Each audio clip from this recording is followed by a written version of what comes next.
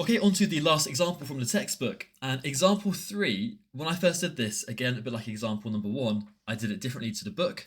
The book went through actually probably in a bit of an easier way. Well, actually, the second solution that they give in the book is the way that I went through it initially in my head. So I'll do it that way to begin with, and then the second video we'll go through it in the second way. But when I see this question, right, I've got p to q is 4 to 5, work out p plus 2q to 4q, given your answer in its simplest form. When I first saw this, these are the first two things that spring to mind. Well, if I want to give p plus 2q, so this left part of the ratio, to this part in its simplest form, well, first of all, I need to have the same letter on both sides, okay? Because right now I've got p's and q's on the left-hand side, and I've got a q on the right-hand side, and I can't really simplify anything with that being the case. For example, if I have the ratio 3a to 4a, because you've got a's on both sides of the ratio, this is the same thing as just saying 3 to 4. So if I can get the same letter on both sides of the ratio, I can then just get number parts, so 3 to 4, and go from there. So that's kind of what I'm thinking here. Now to kind of get just p's and q's here on their own, I've got to be using this over here. And again, we've spoken about this quite a lot in the previous videos. A ratio is a fraction comparing two quantities. That is what it means by definition.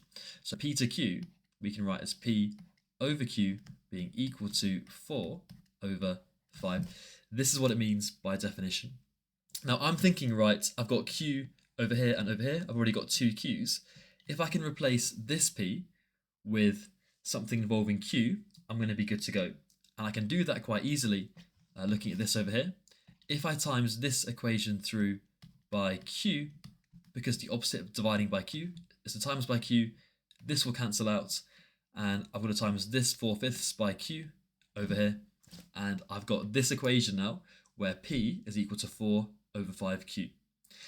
And I'm going to go and substitute in p for the p over here, because then I'm going to have a ratio just in terms of q, which is really useful. So I'm going to go and replace this p with 4 over 5q, okay, which is what p is equal to. We've just seen that here. Okay, and I've still got plus 2q, and then 4q on the right-hand side. Now, it makes sense now. I've got 4/5 q plus 2q. We just kind of simplify this together. So kind of really equivalent fractions. 4/5 is the same thing as 8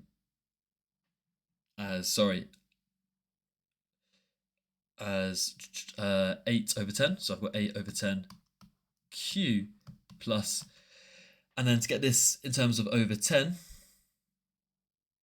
Sorry, what am I doing? Right, what am I doing? I'm being really stupid here. Right, keep the first one the same, 4/5 q, so 4 over 5q. Now to get plus 2q, I've got to have the same denominators here, so I've got to times it through by 5 to give me plus 10 over 5q, and I've got 4q on the right hand side. Now this is good because I can go and say, well, what's 4/5 q? Add 10 over 5q. Well, 4 over 10 gives you 14, so 14 over 5q. So if we go back up here, we're going to go to 14 over 5q on the left of the ratio to 4q. Now with a ratio, you don't want fractions to be there. You want there to be whole numbers. So I'm going to times both parts of the ratio by 5. Okay, you can do whatever you want to the ratio, as long as you do it to both sides. If I times the left-hand side through by 5, because I've got that dividing by 5, that's going to cancel with the timesing by 5, which is good.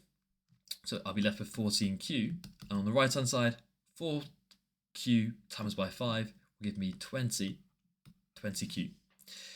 Now this is useful, because remember at the start we said if you've got the same letter on both parts of the ratio, you can just now go and compare the number parts, because you're comparing the same thing, right? You're saying you've now got 14 to 20. These two things here, they mean the same thing. But 14 and 20, you can simplify it because there's the highest common factor other than 1, which is 2. So we can half both your numbers to give you 7 to 10. So this should be the answer. Let's just double check it in the book. 7 to 10, yeah, we are correct. Good. Okay.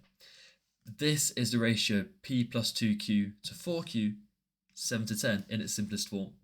Now I actually think these questions in the book are some of the hardest stuff. I think ratio questions can be quite tricky. Even in terms of further maths, I think some of the tricky stuff you can be given. Yeah.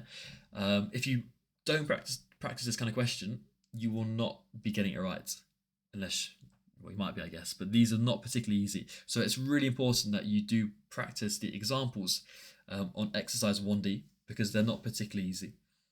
Okay. Anyway, that's the way that I would go through it personally. Probably the first way that the book goes through it, which I'll go through on the next video, is a little bit easier to consider, which we'll go and do now. Thank you.